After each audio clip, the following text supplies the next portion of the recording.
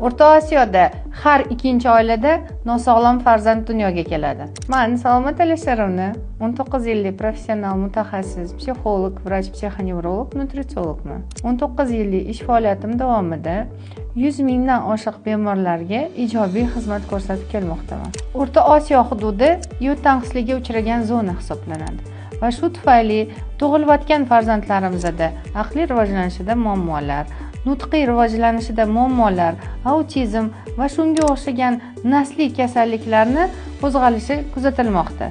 2012-yil Butun dunyo salomatlik kongressi ma'lumotlariga ko'ra, O'rta Osiyo mintaqasi yod tanqisligiga uchragani tufayli har 4-oilada nosog'lom farzand tug'ilishi prognozi berilgan edi.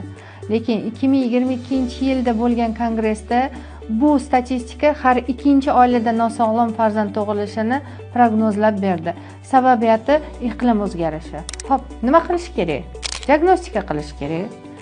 Aynan nimani hisobiga kelib chiqqan aniqlab, nima asoratlarni bergan, to'g'ri aniqlab olish kerak. Uni ham undan keyin to'g'ri dorilarni tanlab, to'g'ri davolash muolajalarini amalga oshirish kerak. Ba'zi saviyasiz shifokorlarning noto'g'ri diagnoz qo'yishi yoki davolashi natijasida bu bolalardagi kasalliklar avj olib bormoqda. Sizda yoki farzandlaringizda ayni shunday muammolar kuzatilayotgan bo'lsa, bizga murojaat qiling. Biz to'g'ri diagnostika qilib, yordam berishga tayyormiz.